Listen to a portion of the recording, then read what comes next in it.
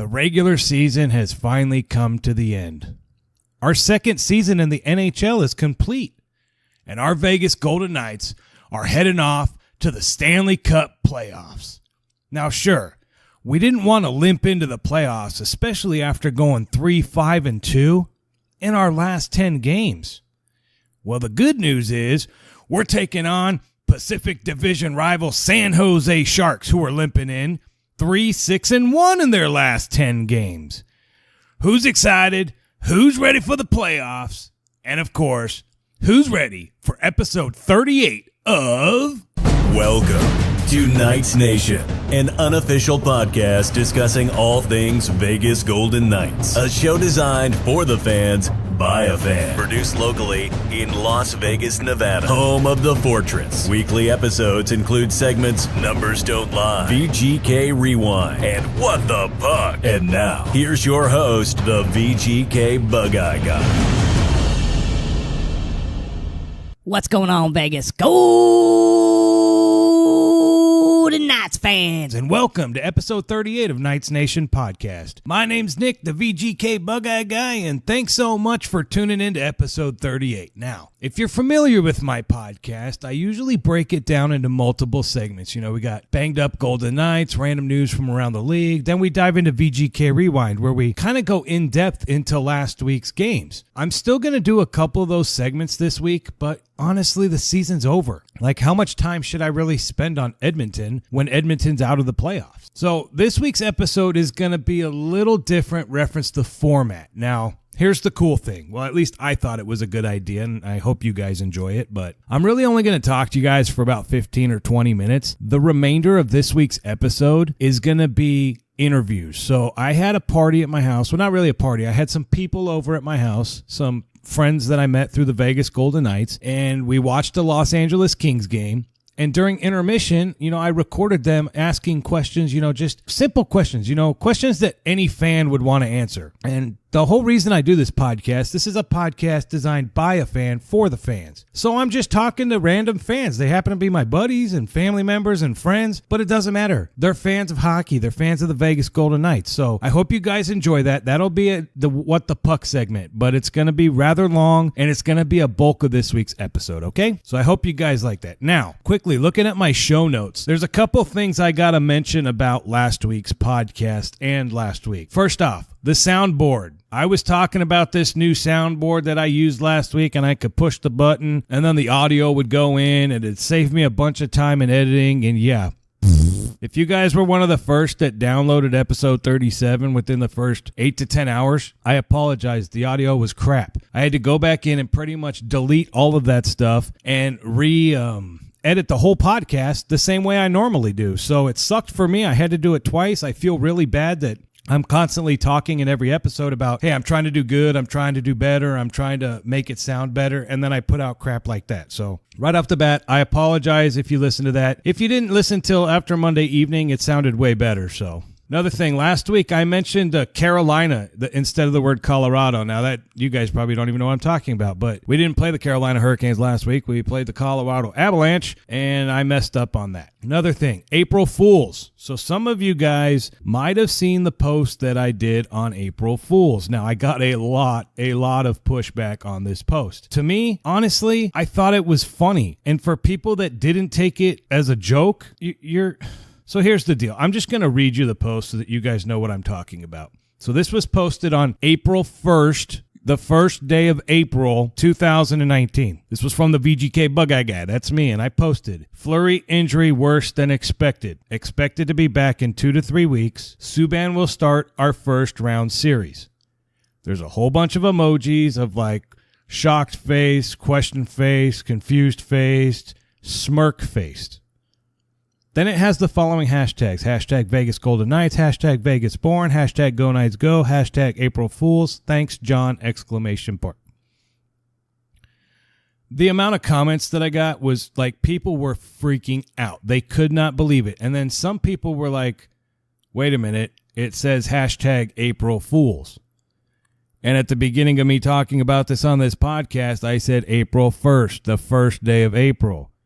It was April Fool's joke. That's all it was. I even put it in black and white, and it was right up there, right above the picture of Fleury that everybody could see, but people were freaking out. And then once they started reading the comments and realized, haha, April Fools, then some people were like, oh, what are we in high school? I didn't know we still did April Fools. This isn't even funny. And I'm like, okay, well, you're the kind of people that I'm like, come on, dude. We're just having a little bit of fun. So that's something that generated quite a bit of buzz this week. And you know what? I don't care. I thought it was funny. Someone sent it to me. I posted it. It was hysterical. And if you guys don't like it, tough shit. All right. So we've talked about that. Let's go ahead and, contest winner. Well, I did do another contest last week, and it was for a beanie and a couple stickers. Now, I'm not going to do a contest this week. This week, I'm going to kind of hold off because the playoffs are coming up and there's just some things going on. So no contest this week, but maybe I'll do one on Twitter or Instagram. But through the podcast, no contest this week. Last week's winner. Congratulations to last week's winner, Alaina Ferraro. Alaina Ferraro, I've already sent you an email reaching out to see where I can ship the beanie, and congratulations for entering. It was simple. All you had to do was email me the word garbage goals and let me know where you follow the podcast. And you let me know that you think my podcast is awesome and informative, which is cool. Thank you. And you listen through Spotify on YouTube. Well, thank you very much, and congratulations, Alaina Ferraro, on winning a Knights Nation beanie. All right, like I said at the beginning, we got a lot in the What the Puck, so we got to get this podcast moving. Let's go ahead and dive right into the first segment, the segment we usually don't like to hear from, but we know we have to hear from. Take a quick listen to... Banged up Golden Knights. Give me the news, Doc. Is he gonna make it?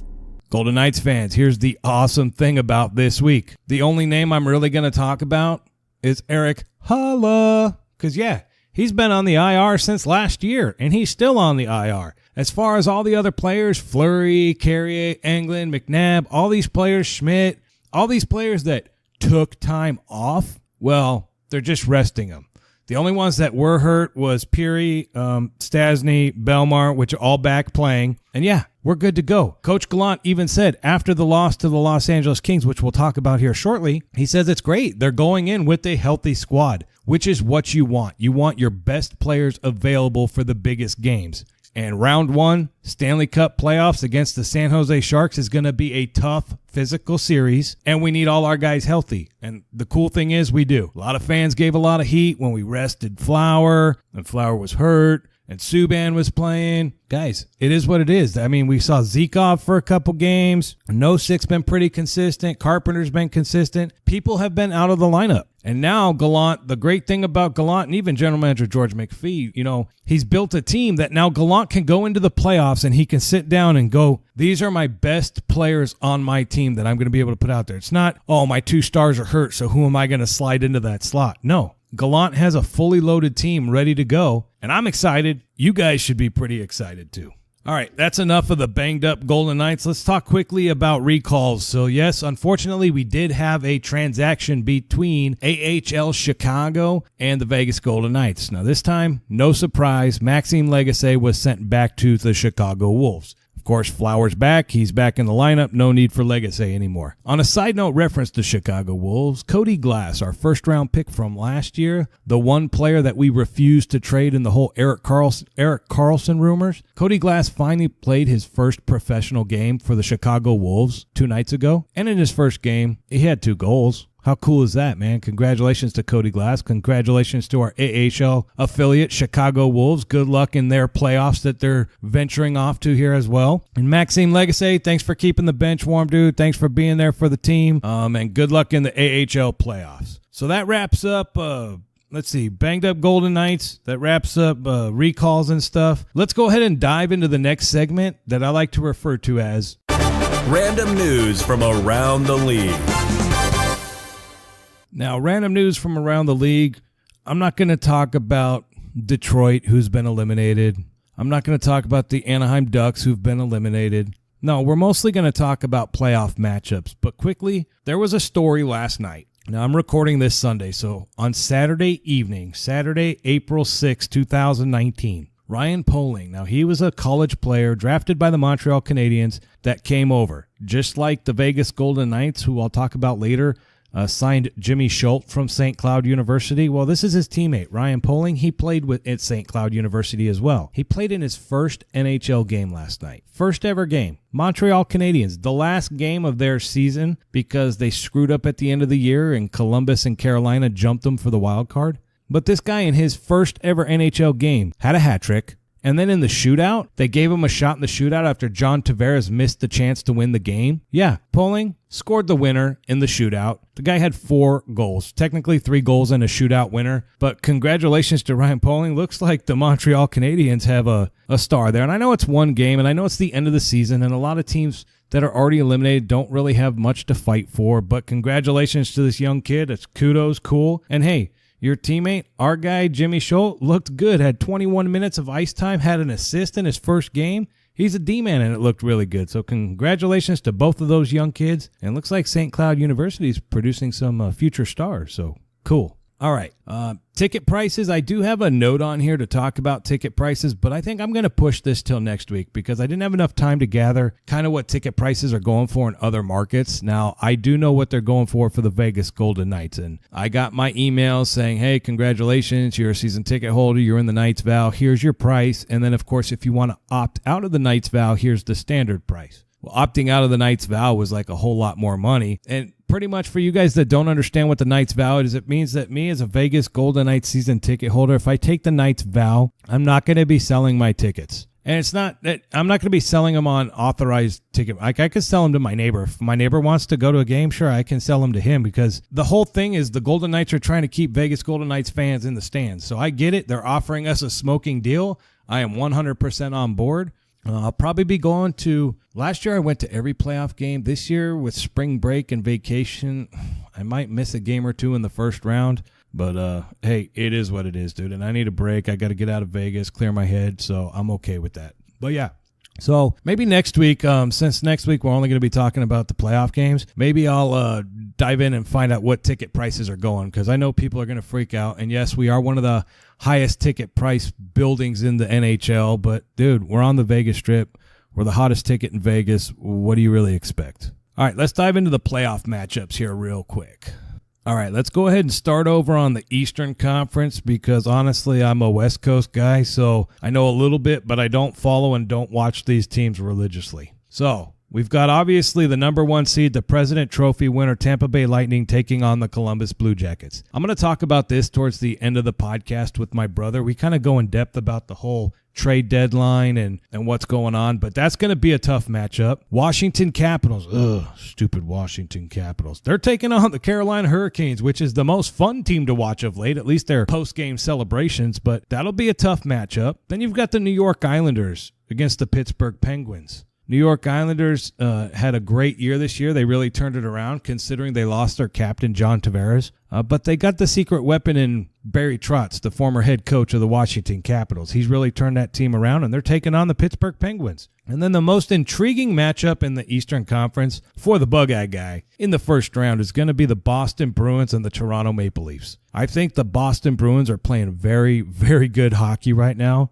And Toronto's Toronto. Everyone's on Toronto. The NHL loves Toronto, even though they're not biased, but they're in Toronto. I'm telling you right now, they're going to do everything they can to get the Toronto Maple Leafs to advance. And I think the Boston Bruins are like, F that. That's not happening. And it's going to be an exciting series. So that's the Eastern Conference. The Montreal Canadiens were that final team that was fighting for a spot and unfortunately lost a couple games at the end. And if you lose a couple games at the end, you're out. It's the same thing in the Western Conference with the Arizona Coyotes, which we'll talk about here shortly. All right, Western Conference. So the Central Division has been a battle. For most of the season, the number 1 seed in the Central has been the Winnipeg Jets. Unfortunately, they faltered towards the end, and Nashville was able to jump them. Now, my buddy Randy, a couple other people were thinking, and I even looked at it, so they brought it up to me, and I looked at it, and it pretty much said, hey, there's a chance the St. Louis Blues can finish number 1 in the Central. And if you would ask me that in December, I would have laughed at you because they were struggling. But they've had a great turnaround in the second half of the season, and they've been playing really good. Hell, they've swept the Vegas Golden Knights this year. That's the one team I don't want to have to face, let alone have to go to their house on their home ice. But either way, the St. Louis Blues, they did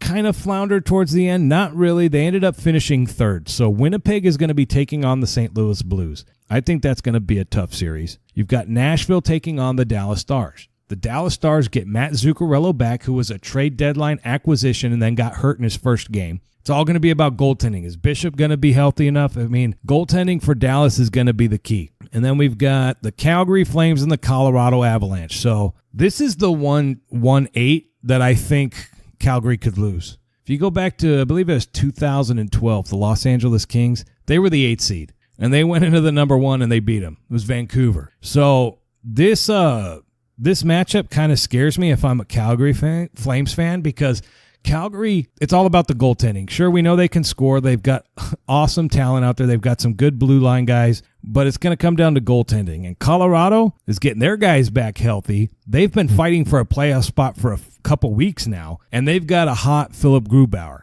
So I think that series could be the upset of the first round, but you never know. And then, of course, finally, you got our Vegas Golden Knights taking on the San Jose Sharks, and we're going to talk plenty about that, so no reason to cover that right now in random news from around the league. All right, that's it. I'm trying to keep this short because I've got so much external audio we're going to be pumping in here shortly with the interviews. So let's dive into the next segment that I like to refer to as... And now, VGK Rewind, a review and recap of last week's games. All right, as I stated at the beginning, VGK Rewind, we're going to talk about Edmonton, Arizona, and the Los Angeles Kings. Now, the Edmonton game was the third game this season that the Bug-Eye Guy missed. My kids had a makeup lacrosse game, and it was on a Monday night way on the other side of town, so we sold our tickets. And guess what? Yes, my buddies were sitting in front of me, and they did get bought by Vegas Golden Knights fans. For you haters out there that hate season ticket holders selling tickets. Only the third game all year. You kidding me, people? I don't know. So, we took on the Edmonton Oilers now. Leon Draisaitl's trying to get 50 goals. Connor McDavid's the most explosive player in the NHL. You know, they're coming in. And we're still riding the train of Malcolm Subban, because Malcolm Subban, it's it. Flower's still injured. So, it is what it is. Subban actually played surprisingly good in this game. Yeah, he had one open 5-hole for Connor McDavid, but honestly, if you know going into a game that Connor McDavid's only going to score one goal against you, and then you can maybe score more, I don't know. It was Subban. Either way, the Vegas Golden Knights, they went in back home after losing 5 in a row, and they beat the Edmonton Oilers. Now, the cool thing about Edmonton, Cody Eakin got his 22nd goal of the year. Hashtag EakinFace. Yes, I did do a video for it. And in the second period, Jonathan Marchessault got his 25th. It was a breakaway. It was beautiful. Yep, we talked about it. Connor McDavid did get a goal, his 41st of the season, assisted by Cassian and Draisaitl. And then in the third period, after we were killing off another stupid penalty right at the end of the game, and Edmonton had a chance with like 6 seconds to tie the game up, and it hit the post and slid right across the crease and went out. It was Subban flailing. It was puck luck. It was the hockey gods saying, give Vegas Golden Knights a win for once, please. It's been 5 in a row. For whatever reason, it stayed out. And then shortly after that, a diving play by Wild Bill passes it ahead on the left boards to Belmar. Belmar comes in hard and shoots at the empty net. The Vegas Golden Knights win 3-1. Here's the quick audio from Eakin, Marchie, and Belly's goals against the Edmonton Oilers. Any loss by the Oilers tonight would dash their playoff hopes, and they're 13th in the West. Eakin scores on a wrist shot from the right side. He snapped it by Koskinen. That's goals in back-to-back games for Cody Eakin, and 22 on the season. Nate Schmidt, he'll filter it towards McDavid. He cuts across the high slot, and then Marchessault with a steal on Draisaitl looking to break. Marchessault off to the races, to the net and backhand, and he scores! Number 25 on the season, Jonathan Marchessault with a breakaway. It's 2-0. 20 seconds. McDavid looking to gain the line. Puck loose, and a diving poke check out of the zone by Karlsson. Belmar for the empty net, and he scores! A short-handed empty net goal for Pierre-Edouard Belmar. So normally I would go into all the team stats and everything, but we're done with the Oilers. Their season's over. They're hitting the golf course. I had to pick a post-game interview, so here's what Jonathan Marchessault had to say following the 3-1 victory against the Edmonton Oilers. 5 in a row is never fun, but do you think that you lost much in your game during that stretch? Not necessarily. I think we're still playing some good hockey. I think the only thing where we got some loss there, I think it's our consistency for 60 minutes. We had a few meltdown, I would say, during the games, and but tonight I think it was a good 60-minute overall. We played the right way, and it was good. What's the sort of goal for you with the next 2 games as you get close to the playoffs? Just the same thing that we did for the past couple of weeks. Just playing the right way. Whoever we face, we just have to make sure we're ready for San Jose. That's really the big picture we're looking. They came pretty close at the end. Were you nervous when the puck hit the post there? Yeah, it was definitely it was not an ideal play. I mean, it's not what we wanted to see at the last few seconds of the game. But I mean, we played well overall. He stand tall there at the end, and he made big save against big players, and it was just good. Good to see Belly score? Always good to see those guys get rewarded. It's obviously a tough job that they have, and when they can get rewarded like that, super happy for them. All right, so after the Edmonton game, the Vegas Golden Knights had the Arizona Coyotes coming to town Thursday, April 4th, the final game of the regular season at the Fortress. They gave out these replica helmets that light up, the helmet that kind of comes down from the ceiling and the players skate out of when the game starts. That was kind of cool, presented by Toyota. I mean, thank you, Toyota, for giving us a replica helmet, but I don't know. And then the game itself. They were giving away a lot of stuff during this game. They were giving away like jerseys off the players' backs. They were giving away airline vouchers. They were giving away chocolates. They were giving away a whole bunch of stuff in this game, except for Section 217. Not a single person in Section 217 won shit. And I'm not bent, but I'm a little bent because this is now the completion of the second regular season. The Vegas Golden Knights have completed not one but 2 full regular season contests at the Fortress. And Section 217 has never won the first goal. Never. Never once. Not one time. No Section 217. It sucks. And then this. No Section 217. And I know we're not the lower bowl that pay a little bit more money. In reality, it's not that much more, but okay. They pay a little bit more money. They get cushiony seats. They get drink holders. I get it. You got to throw them some love because they're your bread and butter. But the real bread and butter, when the team sucks down the road, is going to be your fans upstairs. I talk about it in depth in this week's What the Puck. Upstairs is where I choose to be. It's no disrespect, and I'm not even going to go any further other than it's going to be here in What the Puck. And on that, Section 217 and most of the upper bowl is rarely ever on the camera. They're never on the Nitron. And that is one thing that irks me. There's some select VGK fans that are at almost every game and they jump up and down and they're always on camera. That's cool that they get on the camera, but every single game, every single time, it's them. Constantly. It's like, oh, there he is again. Oh, there she is again. Every single time. What? You can't turn the cameras and point up? My iPhone can zoom from up top down below. You're telling me your cameras can't zoom from down below up top? I mean, show us a little bit of love. We're the ones loud and proud. When they do that, may I have your attention, please? Okay, when they do the lower bowl, yeah, it's loud. But when they do the upper bowl, that some bitch roars. That's all I'm saying. Give us a little bit of love. I'd like Section 217 to win the free drink coupon that I'm never going to use, but the fact that we would win is cool. And give us a little bit of camera love. All right, that being said, after the Arizona game, and honestly, we could have talked about the Arizona game, but we got our butts kicked. I mean, Mark Stone scored the lone goal. Here was his goal against the Arizona Coyotes. And Schmidt up ahead to Stastny, swings it in deep. Kemper to tap it for Demers. Pass picked off, down low, backhand score! Mark Stone after Stastny picked off the initial pass. And Mark Stone with number 33 to give the Golden Knights the lead.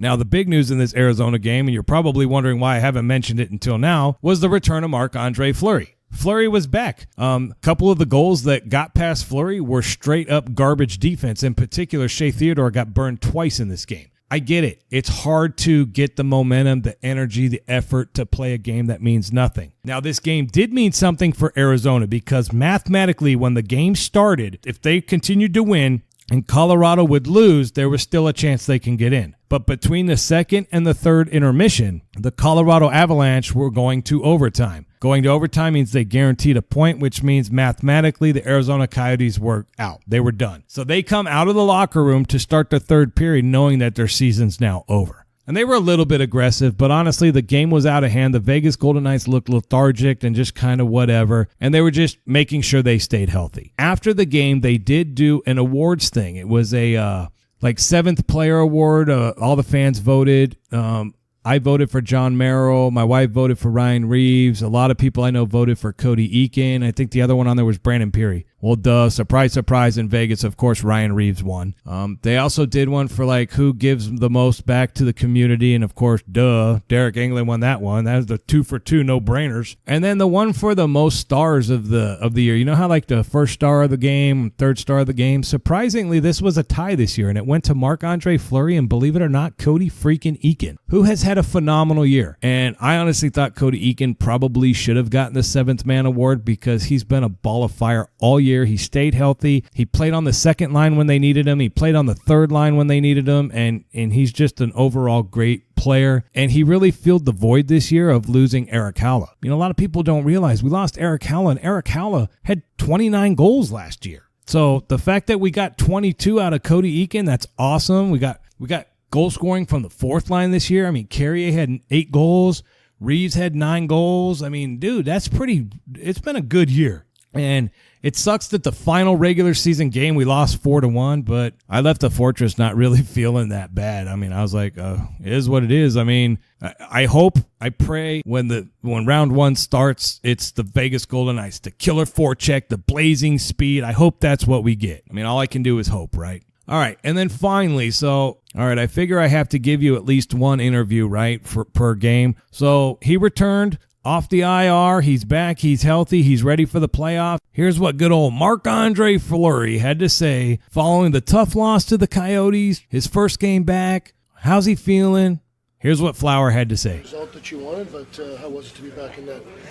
Oh boy, obviously disappointing to lose that last game here at home.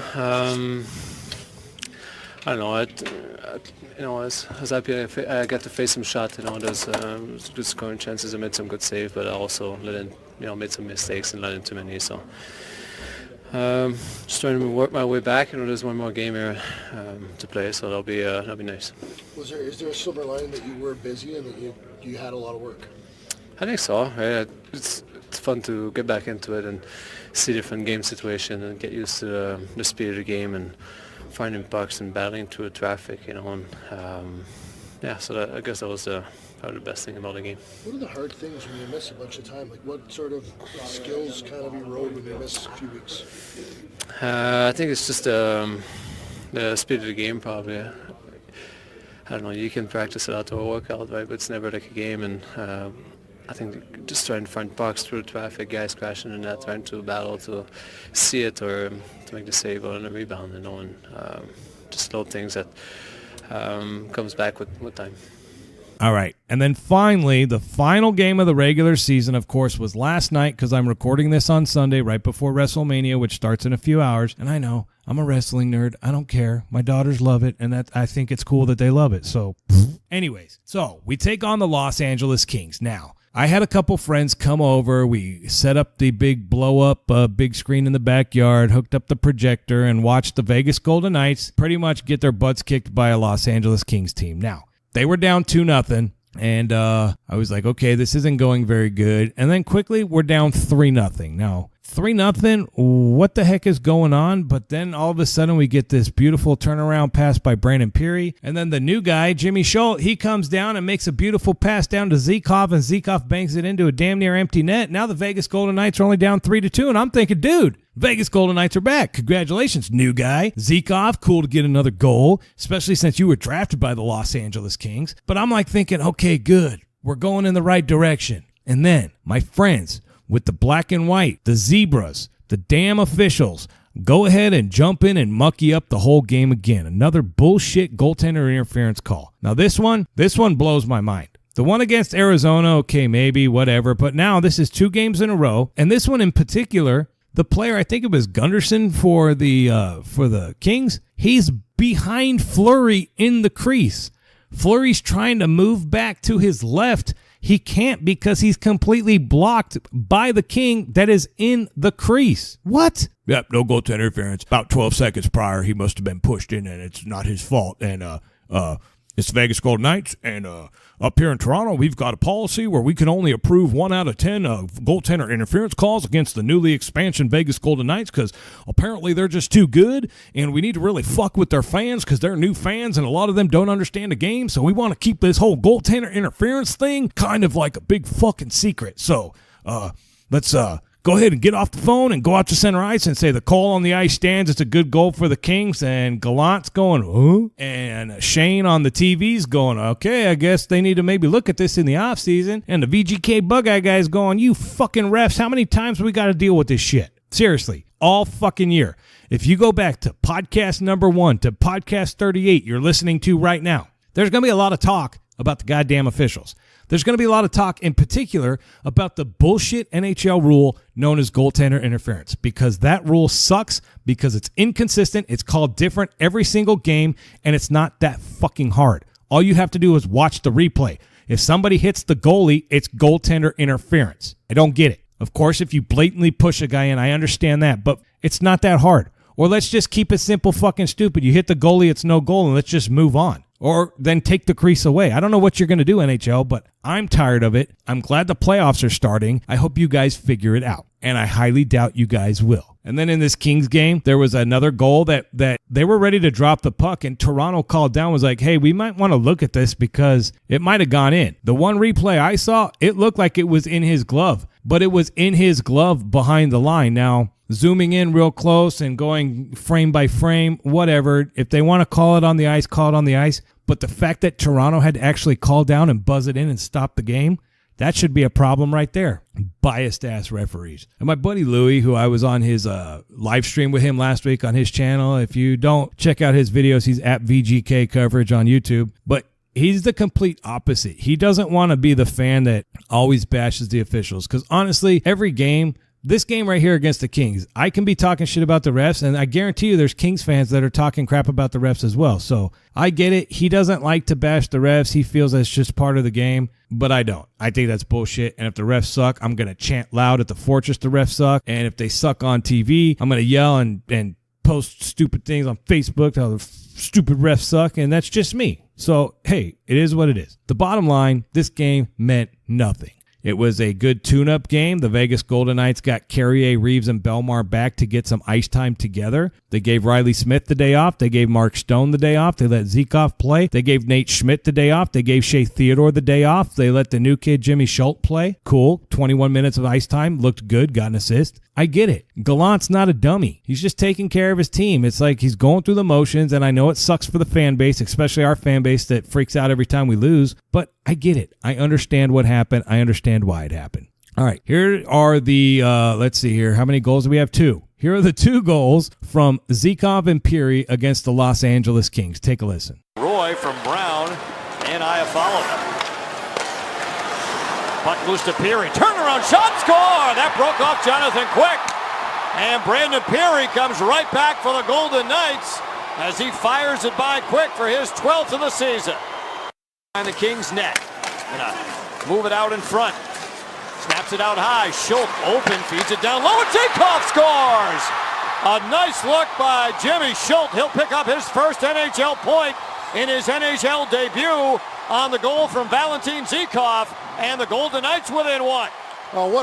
And now, as I mentioned earlier, new first NHL game, Jimmy Schuldt from St. Cloud State University signed with the Golden Knights, got to play in his first game, got an assist in his first game. Here's what the young defenseman had to say following his first ever game. Was there a moment kind of that you got to soak it all in? Yeah, I think probably just like national anthem. I think that was pretty cool. Cool to be a part of the Kopitar celebration, and obviously that's a guy that I've been watching for a really long time and someone everyone respects a lot, so that was cool too. It's obviously a measuring stick for you. You know, do you leave the game thinking to yourself, I can play in this league? I mean, yeah, I think so. Everyone says it's a lot easier to play here than other leagues, and I think it's just because the players around are so good, and it makes it a lot easier to just play out there and try to do your thing. What's it like to be able to play with a guy like Derek who's had that much experience, and how much talking did you do on the ice and on the bench? A lot. He had pointers, almost after every shift, which was just really helpful. And, a guy like me that hasn't played at this speed or this level, it helps a lot to kind of get points from a guy who's been around so long and who's played so many games. And, that made it really easy.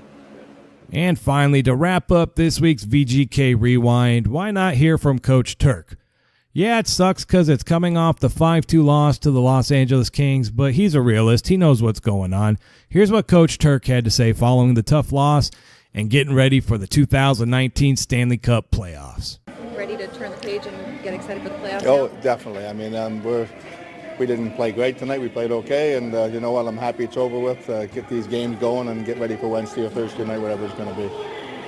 Obviously, the players say it is hard to play, and you know this, difficult to play with a lot of emotion.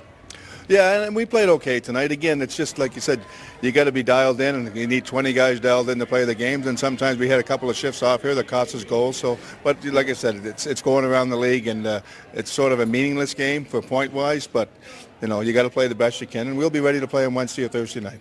Anytime you can end with Turk's wise words, that's a good thing. All right, that wraps up VGK Rewind. I'm not going to do, let's see here. I'm not going to do Numbers Don't Lie. I'm not going to do What's on Tap because, newsflash, What's on Tap is the Vegas Golden Knights taking on the San Jose Sharks starting this Wednesday, 10:30 Pacific Eastern Standard Time, so 7:30 puck drop. It's on NBCSN, and I believe it's also going to be on AT&T Sportsnet. But either way, that's What's on Tap. That's all you need to know. That's all you need to focus on is the stupid San Jose Shark. Now, good, bad, and ugly, we're not going to do that. We're not going to do random shit fans say because it's time to get to my favorite segment. I talked about at the beginning of the podcast. We're going to talk about it right now. This was my buddy, Brian and John Foster, the Foster brothers. I got an interview from both of them. My daughter Hannah crashed real quick, got a small interview with her. I also have an interview from my buddy Randy. And then finally, I'm going to start off What the Puck with my brother. For you guys that don't know, my brother Casey, I mean, we're real close, 3 years apart. He lives 7 minutes away. Actually, I thought it was 5. He's going to remind me in this What the Puck that it's 7 minutes. But yeah, my brother, he's never really participated in any of my podcasts or any of my videos, but he was over and I'm like, you know what, dude, you're getting on the podcast. So we're going to start off with my brother. We're just going to kind of talk about the Kings game. And then we're going to roll into John, Hannah, Randy, Brian, and then at the end is going to be just me and my brother spitballing. I hope you guys enjoy it. It's just me and my brother. Everyone had left. The game was over. We're just sitting here. Everyone else is in bed, and we're just talking hockey and the Golden Knights. So I hope you guys enjoy it, and I can't stress enough, this whole premise of this whole podcast, the whole reason I do this is I'm a fan wanting to help out other fans, want to talk with other fans, want to interact with other fans. That's the whole point of this. It's a nation of Golden Knights fans that we can just talk Vegas Golden Knights. So without further ado, I'd like to welcome you to the segment that is normally an awesome rant, but this week is my hockey family and my hockey friends just talking hockey. Welcome to my favorite segment, the segment I love and cherish. Welcome to What the Puck? Seriously, what the puck? All right. Please state your full name for identification purposes for Knights Nation podcast listeners. Casey Colvin. All right, so this is my brother Casey joining me on the podcast. I'm going to have several people join me this week. And hello, Casey. How you doing? I'm doing well, man. How are you? Not too bad. So it's a Saturday night, and we are at the crib with the projector set up in the backyard watching our Vegas Golden Knights take on the Los Angeles Kings. And, well, what do you think so far? I'm pretty fired up for the game, except we're down 2 goals, and we need to start the second period with some fire. Yes, we definitely need to start the second period with a little bit more toughness, a little bit more physicality. And honestly, it's hard to show up for a game like this, right? I mean, it's the last game of the season, the Kings' last game of their season. We're already planning on taking on the San Jose Sharks in the first round, so what do you think? Yeah, I think we're looking forward to San Jose Sharks. And we're looking past the Kings, and the Kings are trying to play for jobs and security for next season. Absolutely. So you and I were both former LA Kings fans before the Vegas Golden Knights came around. Who's your favorite Kings player still on the team? Probably Drew Doughty. And a lot of the Vegas Golden Knights fans don't like Mr. Drew Doughty. I get it. I like him too. I like Kopi and Brownie and Carter and Clifford and Lewis and Quick, but I get it. Doughty. Who's your favorite Vegas Golden Knights player? Gotta be Max Pacioretty. Max Pacioretty, man. Let's see. What other things can I ask you real quick here during intermission before I hand it off to somebody else? What about what's your favorite thing about the Vegas Golden Knights? The fact that we have a team here in Vegas. I mean, Honestly, it's probably bringing the fans together. Everybody I know loves the Golden Knights. That is true. There's a lot of people that rock Vegas Golden Knights stuff all around town. They got stickers on their cars. They're wearing swag. We're extremely loud at every game. So, well, cool. Thanks for joining me. I'm going to interview somebody else now. Yeah. All right, sir. Welcome to Knights Nation podcast. Please identify yourself for the Knights Nation fans. How you doing? This is John Foster, male prostitute.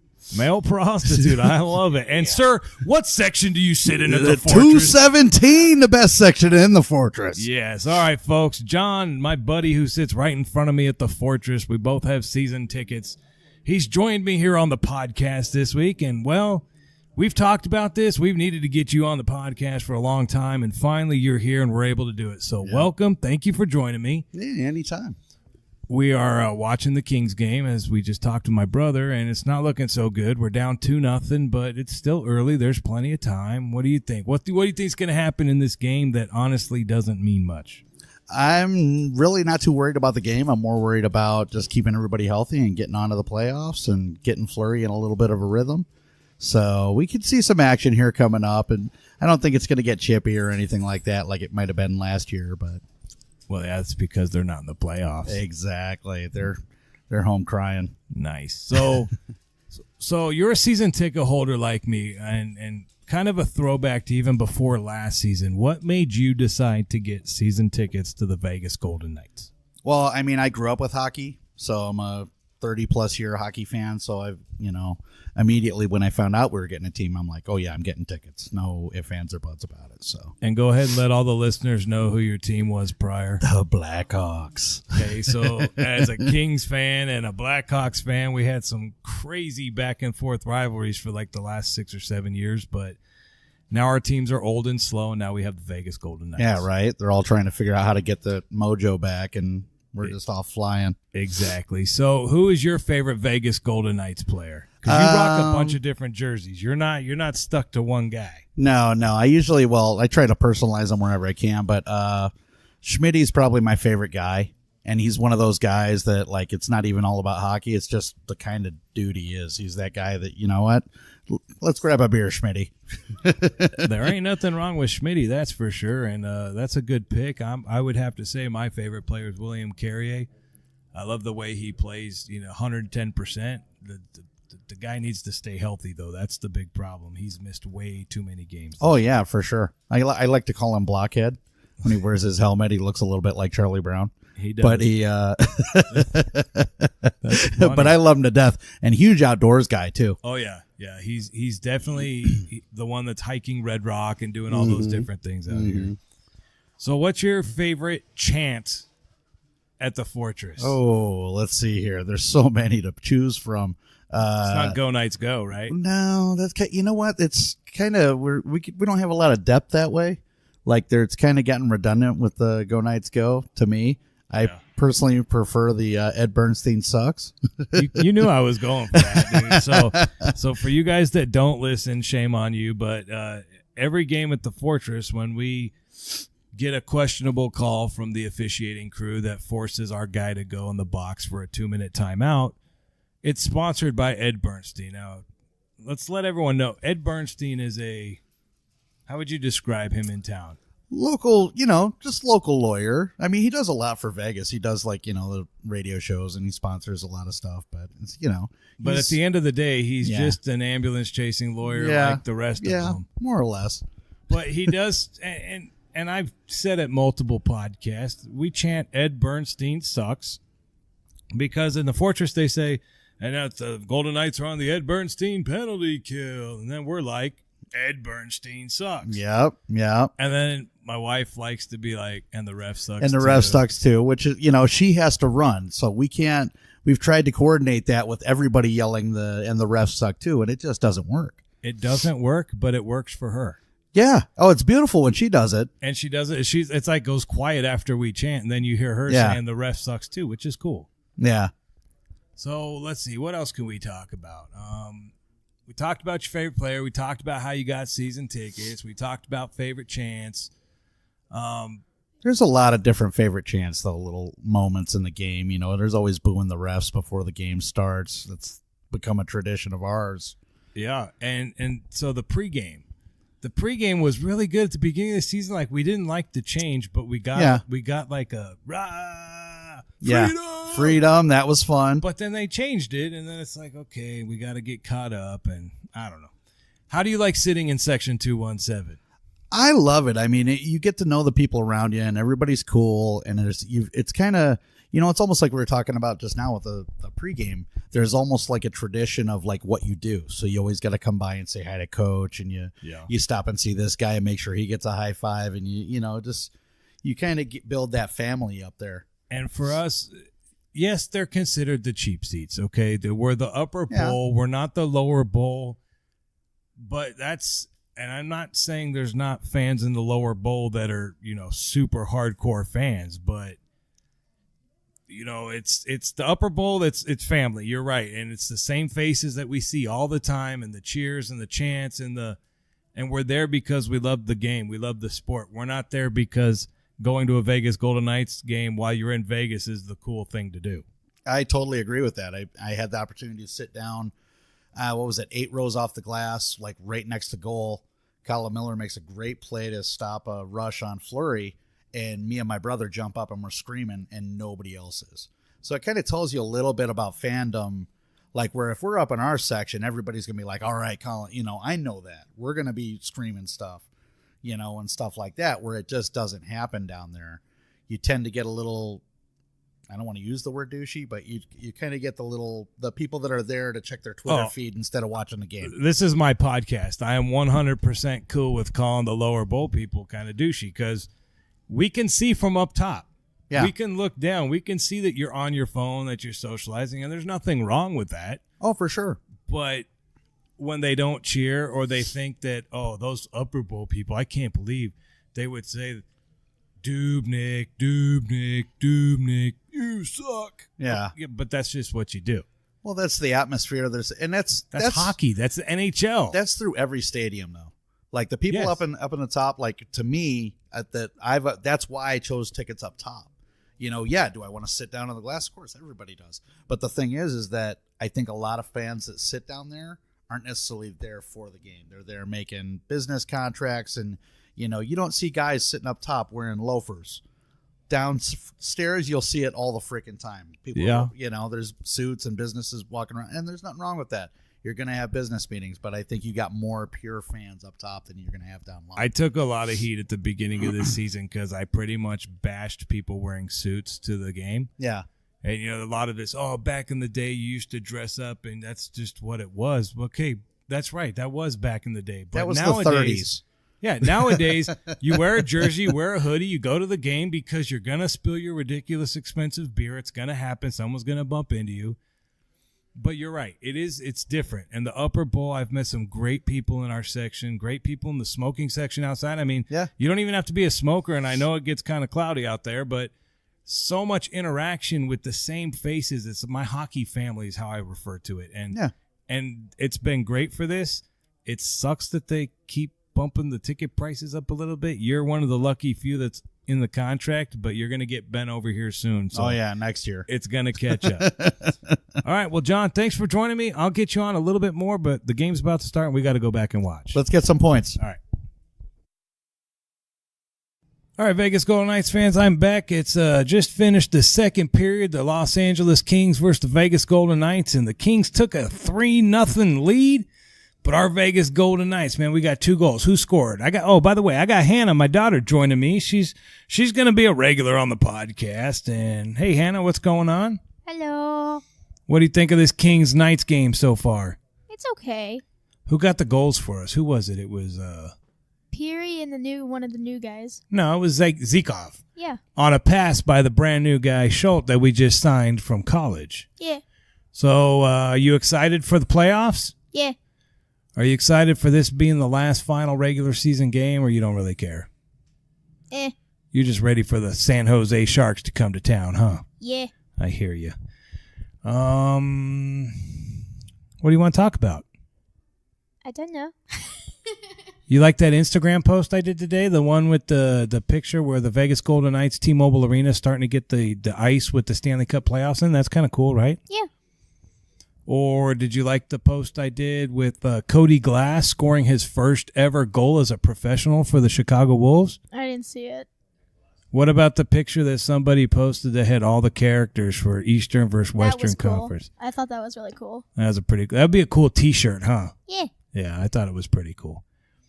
All right, Pumpkin. Well, I'm going to get someone else on the podcast. Thanks for stopping by. I appreciate it as always. Okay. You'll probably come see me tomorrow before WrestleMania, because tomorrow is WrestleMania, and Hannah, my daughter, loves wrestling, and I love wrestling, and I'm excited to watch it, and you are too. What's the favorite match you're looking forward to at WrestleMania tomorrow, Pumpkin? Three-way between Ronda Rousey, Becky Lynch, and Charlotte Flair. Nice. Cool. All right, thanks for joining me. I appreciate it, Pumpkin. All right, bye. Bye. All right, folks, I got my buddy Randy now joining me. Hey, Randy, how you doing today? Doing well. Make sure you talk right into the microphone. Okay, I'm Perfect. sorry. Right like that. All right, man. So Vegas Golden Knights fan, my buddy Randy comes with me to games at the Fortress whenever my daughter doesn't want to go. And Randy, how long have you been watching hockey? Since the first game last year that you took me to. So you would be considered a new hockey fan. Definitely a new hockey fan. So as a new hockey fan, I know you're a huge football guy and basketball guy, so you're a huge sports guy. What do you like the most about the game of hockey? I know it's kind of hard to put you on the spot. No, well, I'm trying to think of the word to use. It's very fast, physical, it's not tough. It's not that. I mean, all sport. I mean, there's a lot of sports like that. It's just the unknown. You have a good team playing, they still could sneak it up that night. You know, anybody can win any night. So we were talking before, really for the last couple weeks, when we kind of knew the Vegas Golden Knights were going to finish third and they were going to take on the Sharks. But you have been, well, for one, you're retired, so you have more time on your hands than I do. But for you, you're able to really follow what's going on, especially in the Eastern Conference. Right.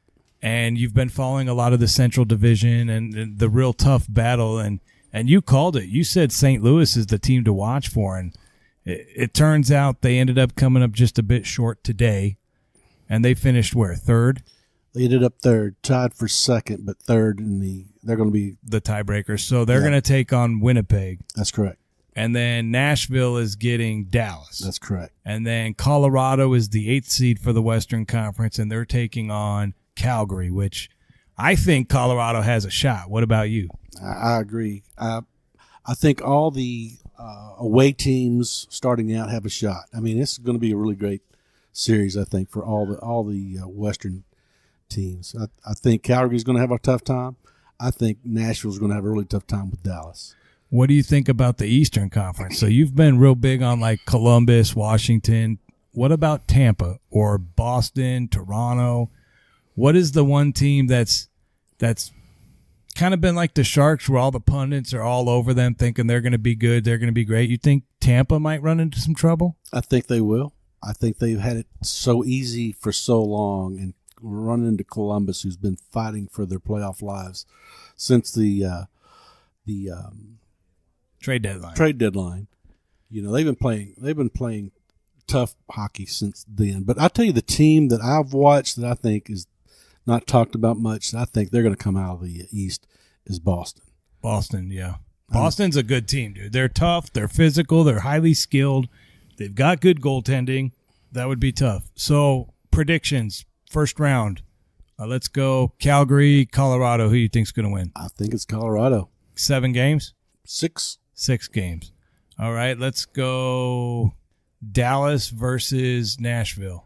At 7, and I think Dallas. Wow. Winnipeg versus St. Louis. Winnipeg with the home ice advantage. I'm going to pull for St. Louis. I think Winnipeg will pull it out in the end. Okay, and then Vegas, San Jose. Well, I'm going to say Vegas. Of course, right? Because it's Vegas Golden Knights. Exactly. Man. Yeah. Who's your favorite? Okay, this is something that I disagree with, but we have to put it on the podcast because we've talked about it for many times. Who's your favorite Vegas Golden Knights player? My favorite? Favorite. Okay, it's going to be Tuck as my favorite. Of the non-big names I want to see on the ice, it's Peary. Okay. That's what we're getting at. Yeah, we're getting at Brandon Peary, and you're right. Tuck is different, I guess you can say. But in the question of who do you play, is it Peary? Is it Carpenter? Is it Nosek? Your pick is always going to be. It's always Peary. And for me, my pick would be Carpenter because Carpenter doesn't score, and we just saw it here shortly. Peary got a goal against the Kings.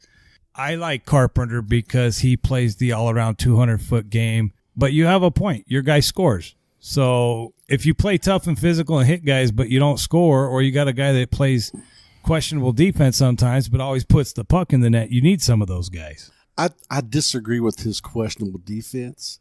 I think he plays Gallant doesn't. Gallant benches him. He benches a lot of people. That's true. That is true. He does do that. But in a sport where it's so hard to score, I think you need scorers on the ice. That's just my personal opinion. Well, in the playoffs, it's even harder to score. So maybe having a sniper like Brandon Peary in the lineup is good. Let's talk lines real quick. So you and I both agree the first line is pretty much set at Wild Bill, Jonathan Marchessault, and Riley Smith. The second line, if healthy, we're going to go with Stone, Pacioretty, and Stasny. Definitely. Those aren't going to change. So who do you want on the third line starting the playoffs? Well, who do you think? Eakin, Tuck, and Peary. And then who do you want on the fourth line? The fourth line. The Reeves, Belmar, Carrier line? Yeah. So the healthy scratches going in are going to be Carpenter and Nosek. Now the defense. And Zykov. Yeah. Well, we knew Zykov wasn't going to play. What about on defense? So we know we're going to go there. We have to. So you know Schmidt's going to be in. Schmidt's in there. You know Theodore's going to be in. You know McNabb's going to be in. England's going to be in. So now you got my boy Johnny Morrell, John Merrill. You've got Nick Holden, and you've got Miller. Okay. So who do you play? Who are your three? Who are your two guys? Who's your last two guys? I'm always going to leave Miller out because I'm just not a Miller fan. He just makes too many negative plays. You see that shot tonight where wide left, it's always wide left. It's always wide left. But do you go Miller time with Merrill and leave Holden as the healthy scratch? I mean, Holden played good at the beginning of the season. Then he got hurt, and he kind of lost his spot because Merrill came in and actually started playing legit hockey. I would go Holden and Merrill all day long. But you know Gallant and you know the fan base wants Miller time. I know. So really it's probably going to be Holden or Merrill that's sitting out, and it'd probably be Holden in game one, I would imagine. Merrill's been playing well, so second half of the season, so Holden's going to be on the bench. Yeah. All right, so now the Kings are beating the Vegas Golden Knights right now as we speak. It's second intermission of the game. We were down 3-0, and it was not looking good. And we were all talking, sitting around going, the Vegas Golden Knights are not playing well. The Vegas Golden Knights are lackadaisical. They know it. The game doesn't mean anything. But being down 3-0, and then your boy Peary scored. Yep. And then the new guy, Schuldt, made a beautiful pass to Zykov for an empty net. And all of a sudden, it's a 3-2 game, and we're on the power play. What do you think is going to happen in this game? Well, predictions. What's the final score? I'm going to say 4-3, we win. 4-3 Vegas Golden Knights, man. I like it. Now, they got Jonathan Quick going on the other side, but Flowers made some good saves too, and it's good Flowers getting some time back before the playoffs start. All right, man. Well, thanks for joining the podcast. I really appreciate it. We'll do this again, and you brought some good insight, and it'll be interesting to see these playoff matchups in just about a week. Thanks for having me. All right, buddy.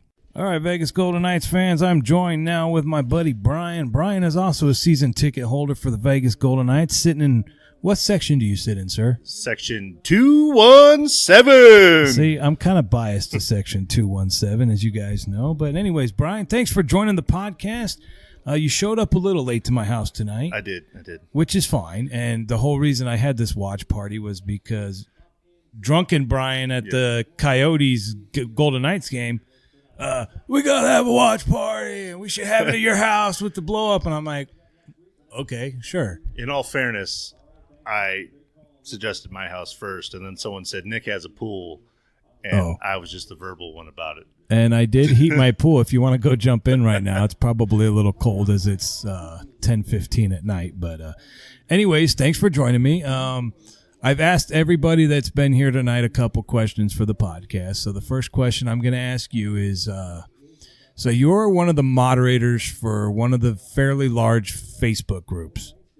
What's the coolest thing about being a moderator? And I guess what's the biggest pain in the butt thing about being a moderator? The biggest pain in the butt, I think, is probably just dealing with all the conflict that goes on. And there's a lot of it.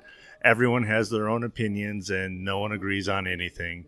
And it just, this person said this, you should kick them out of the group for being negative. This guy's too positive. What are you going to do? I mean, everybody's entitled to their own opinion, and we try not to moderate it too much in that respect. If it goes overboard, we got to do stuff. But other than that, probably the best thing, I don't know, I get to make cool memes every game. That's about it. Yeah, and I do enjoy your memes. Your memes are cool, and that's where people can go and talk about the game. And, of course, if Subban was playing, you're going to get your group page, especially your page, gets inundated with, oh, it's the end of the world. Subban was playing. Oh, Subban's terrible. Why Subban? Those things drive me crazy. That's what keeps me off social media a lot of times. It's all the negativity. I don't need to hear it. I watch the games. I know what happens. So another couple questions I've asked, who's your favorite Vegas Golden Knights player? Usually my entire hockey fandom since old Belfour days, it's always been a goalie. I've always liked goalies so much, but Fleury's the easy choice. Yeah. But I really like what Revo's done here. He's come in just expected to be a brute and has done so much more. This whole fourth line thing with Carrier and Bellemare is just amazing. Yeah, and I really like him. He's actually going to be the first non-goalie or my own Foster name on the back of a jersey. Nice. Well, what's your favorite chant at the Fortress? I'd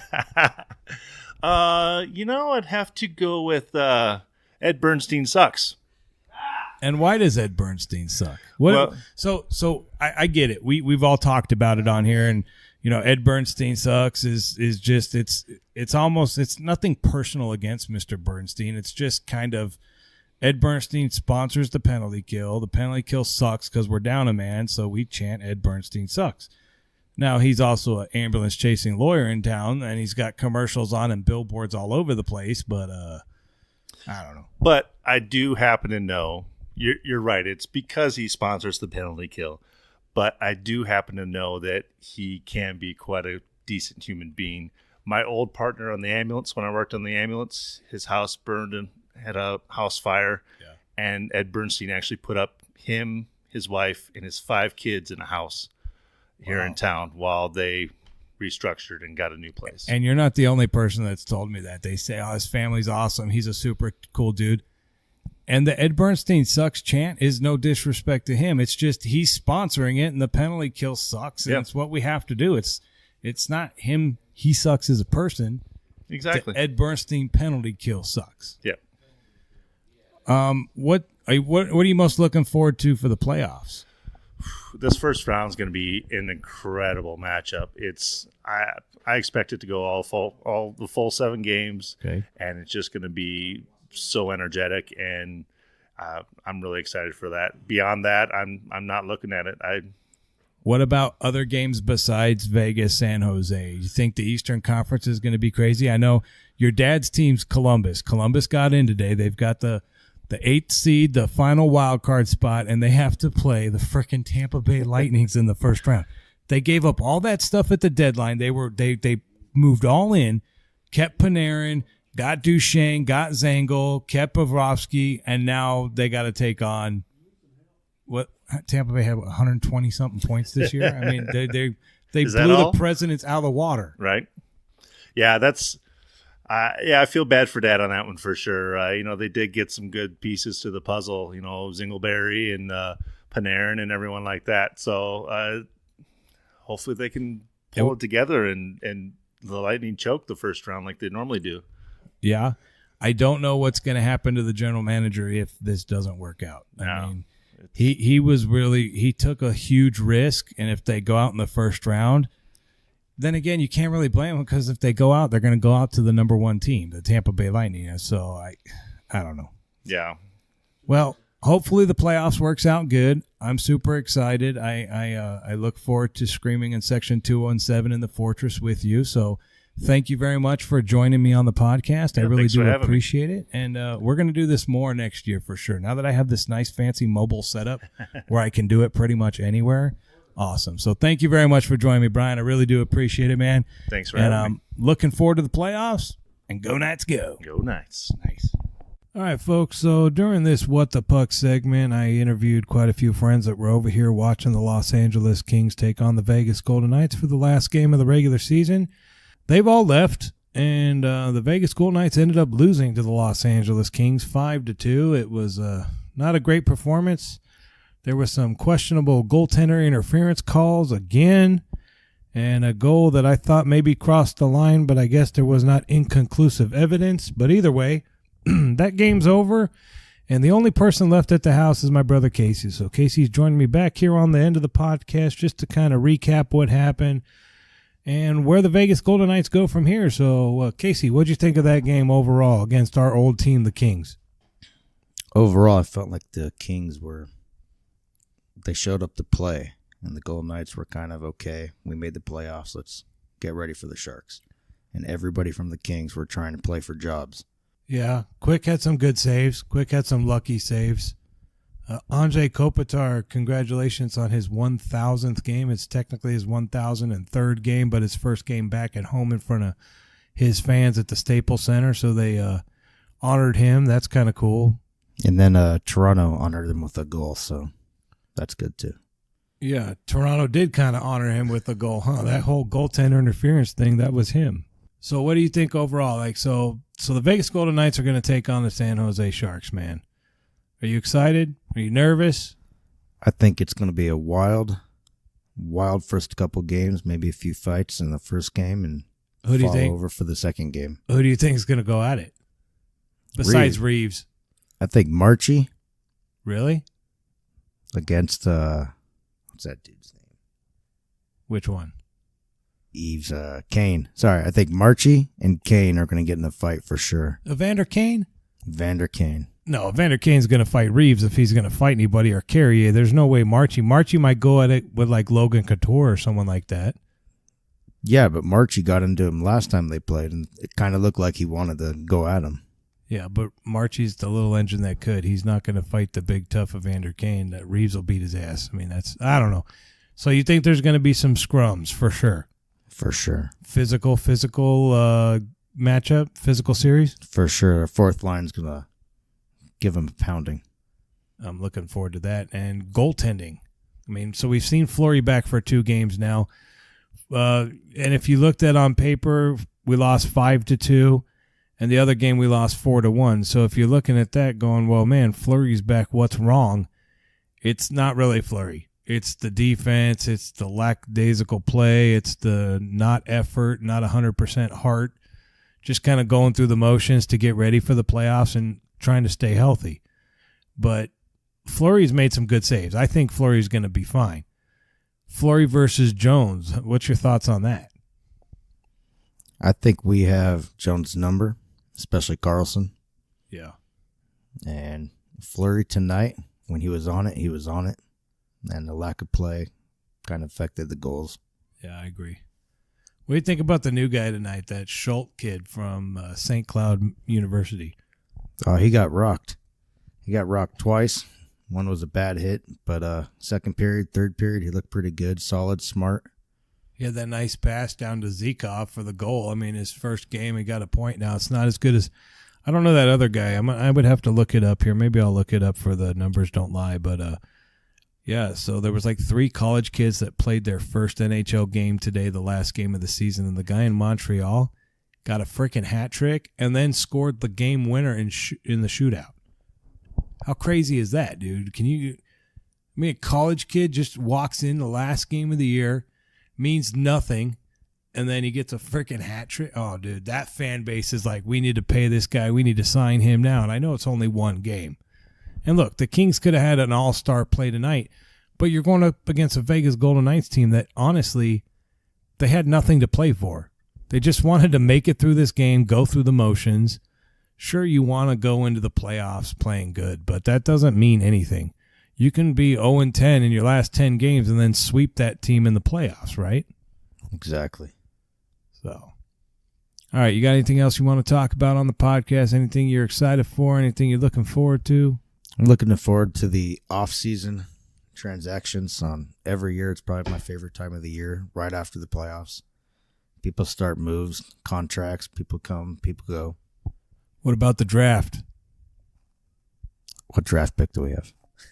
Well, I guess it depends where we finish. I mean, we don't know yet right now because... We only have one first-rounder, though, right? Yeah. Do you think the Kings are going to get the first pick? So, technically, Colorado has a better percentage chance for the lottery, but the Kings are number 2. You think the NHL somehow works their magic and gives Los Angeles a big market first overall pick?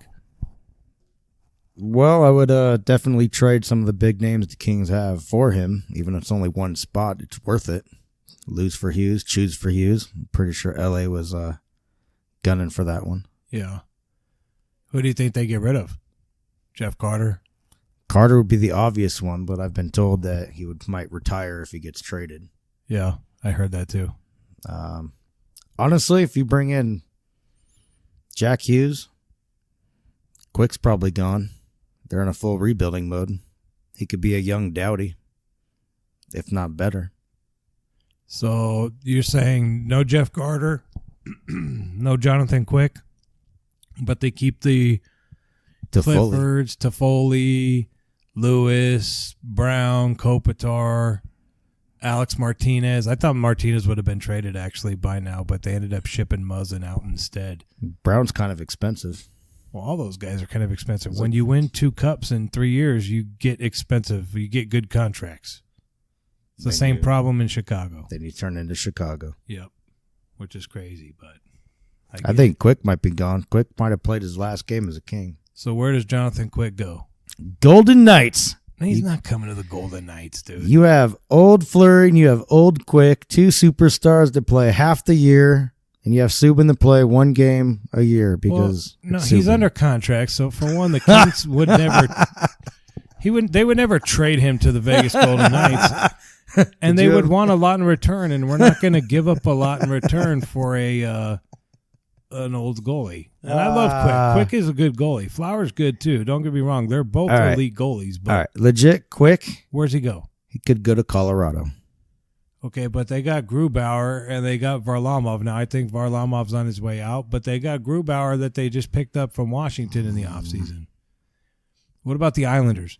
What about the Buffalo Sabres? What about... Well, the Islanders don't have a stadium, so I got an idea. That's why Tavares is not there anymore. I got an idea. What about Florida?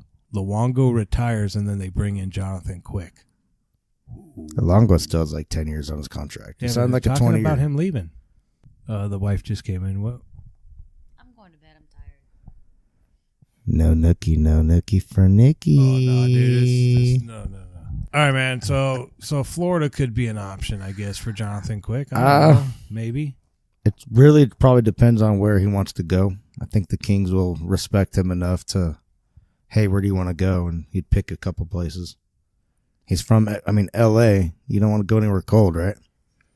No, the Rangers don't really have a spot. He's from the East Coast. Toronto. Maybe Toronto. Could go to Toronto. Yeah. I don't know. He could follow his buddy and take a room together on road trips. I don't know. It'll be interesting. So reference the Golden Knights, man. So once the season's over, and we don't know how the season's going to finish, but we do know, and we were just talking outside before we decided to come on and record, what are the Golden Knights going to do next year? So they got Cody Glass. Cody Glass, their first overall pick. Cody Glass is now playing in the AHL Chicago. He got 2 goals in his first game. So Cody Glass is an option at center. You've got Eric Haula, who came off that. He had 29 goals last year. That's what a lot of the pundits don't realize, that we lost Eric Haula. We lost almost a 30-goal scorer from last year. Where does he fit back in the mix? I think Haula's going to be at the third line for sure. So where's Cody Eakin? So Cody Eakin's the current third line center. He moved to wing? He gets bumped to fourth, or he gets traded. So you think Cody Eakin gets traded or gets bumped to the fourth line and takes Belmar's spot, and Belmar doesn't re-sign? Correct. And then Nikita Gusev, everyone's talking about Gusev over in the KHL. If he ends up coming over, where do you think he fits in? He would have to be on the second line. Could be on the first line if Smith moves to the third. So if you have Gusev, Wild Bill, and Marchie, then you have the second line with Stasny, Tuck, and Stasny, Pacioretty, and Stone. Then you have the third line with Tuck, Haula, and Eakin, or Smith. Could be Eakin, probably Smith, unless Smith gets traded. So you say Tuck, Haula, and Smith, and then the fourth line is Eakin with Reeves and Carrier? And Carrier. Just, wow. Unless we pick someone up on free agency. If we do that, we're going to have to move a couple people. So what some Vegas Golden Knights fans are going to have to realize is there's a good chance that we're going to be shipping some people out. We just have too many players and not enough spots. It's that simple. What about Brandon Peary? Probably gone. What about Ryan Carpenter? What about Thomas Nosek? What about, the list goes, Zikov. The list goes on and on. Where are these guys going to fit in? There's just not enough roster spots. I guess it's not a bad problem to have. Now's going to be the trick for general manager George McPhee to defense.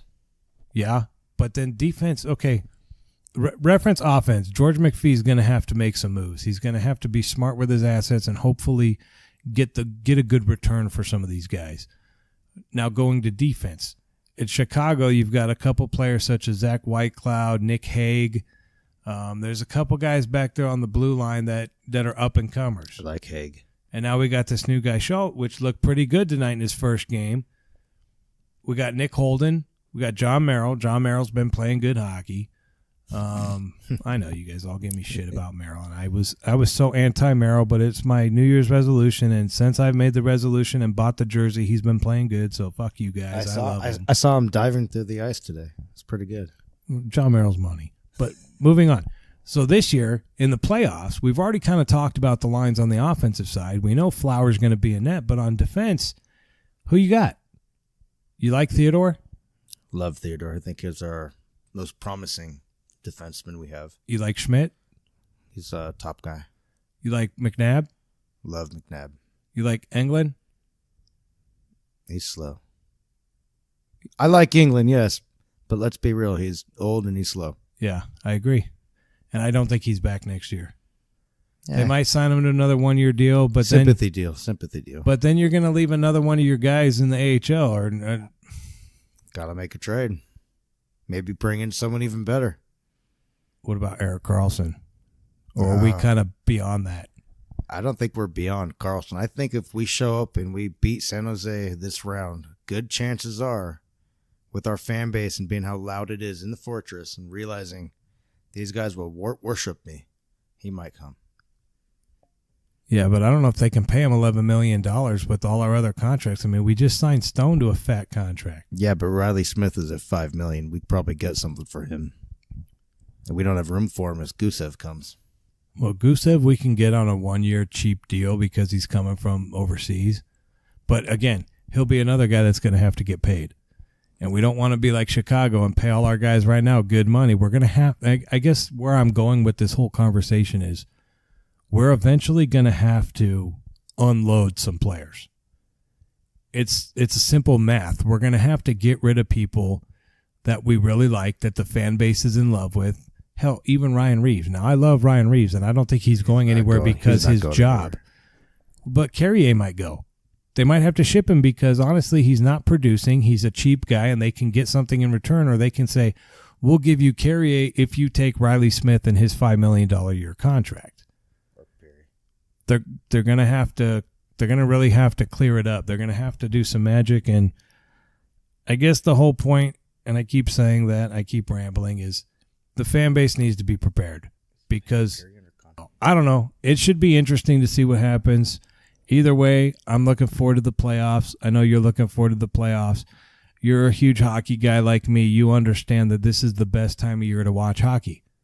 There's nothing, I mean, the last 2 weeks of the regular season is really good because what you're getting there is teams fighting to get in the playoffs. You're going to see new prospects, too, and see how they develop in the NHL. It's pretty exciting. And then once the playoffs actually starts, then it's a whole new ball game. It's a whole new ball game. Hopefully the officials remember, hey, it's playoffs time. Put the whistle away. Don't call some of this ticky-tack bullshit that they like to do. This game tonight was terrible, dude. 2 bad calls. Terrible. Two bad calls. I love playoffs because it's very hard to score in the playoffs. Teams lock down the defense. They lock down the neutral zone. And for the Vegas Golden Knights, we've had such a tough time just zone entry. Zone entry has been a problem. The power play has been a problem. If you don't score on the power play in the playoffs, you're in trouble. Changes your scenario. Because you lose. Yeah, you lose because you don't get that many power plays. You don't get that many calls. So when you do get them, you really have to take advantage. It's going to be a wild first game, though. I'm thinking 2 fights for sure. 2 fights in the first game, and you know there's going to be some brutal hits, and you know there's going to be a lot of jawing. Maybe you think Flowers going to get into it? Next season for sure, Flowers getting in a fight, not the playoffs. Not the playoffs. Year. You think he wants to stay healthy? And, yeah. But what if Jones meets him at center ice and is like, hey, man, the rest of the team's fighting. You want to throw down? Fleury's going to whoop his ass because that video I did see him fight, he's going to whoop that ass. That's pretty awesome, dude. I did see that video, too. When he's in juniors or whatever and he's throwing down, it's like, man.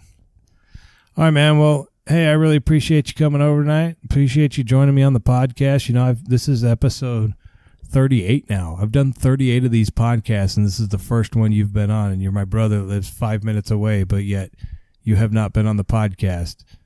It's probably my fault. 7 minutes, but it's okay. 5 minutes, 7 minutes. With your new car, you can make it in 5 minutes, I'm sure.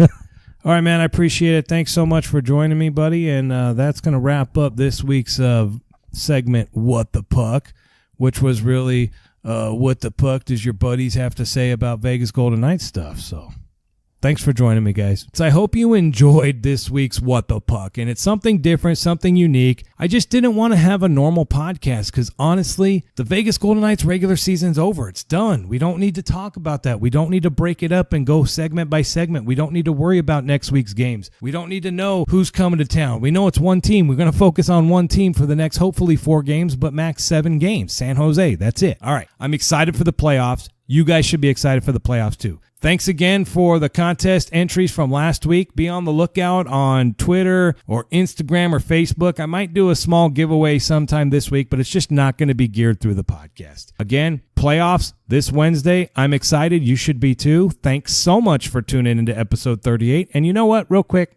before I end this podcast, there is one thing I want you to do. If you enjoy Knights Nation podcast, please just let one fellow Vegas Golden Knight fan know. In fact, if you've got a friend or a family member that doesn't really follow the Golden Knights, but maybe, hey, they can listen to the podcast and they might learn something. You know, I like to try and throw a comedic spin on it a little bit. I know sometimes numbers don't lie is freaking boring, but what am I supposed to do? We're just talking about stats, and stats for a lot of people is boring. But just let one person know. Say, hey, this guy Nick, he calls himself the VGK Bug-Eye Guy. He's all over Instagram and Facebook and the Twitter thing. And he does a podcast every week, and you should check it out. And some people are going to be like, well, what's a podcast? And you're going to have to school them. And some people are going to be like, well, where can you listen to the podcast? And I'm going to tell you right now, I'm available on Apple Podcasts, Google Play, Stitcher, TuneIn, Spotify, YouTube, and a lot of those other podcast things. It's all linked together. If you're pretty much in Google and Apple, you show up on most of the players. And then if they don't know what a podcast or don't want to do it, they can go to my YouTube channel at VGK Bug-Eye Guy. All my podcasts get linked up there, so you can just click on it. And there's no video, but the audio's there, and you can listen to my podcast through your computer. You can also go to www.knightsnation.vegas. That's my website, and you click the button, and it starts playing right away. That's probably even the easier way to go. All right, I'm done. Thank you so much for tuning into episode 38 of Knights Nation Podcast. I really do appreciate it. Super excited, super pumped up for the playoffs. And yeah, thank you. Thank you again. I love you. And as always, duh, Bug-Eye Guy. Go Knights, go. You've been listening to the Knights Nation Podcast. For a full recap of this podcast or to listen to past episodes, visit knightsnation.vegas. Your host, the VGK Bug-Eye Guy, is available on Instagram, Twitter, YouTube, and Facebook at VGK Bug-Eye Guy and at Knights Nation LV.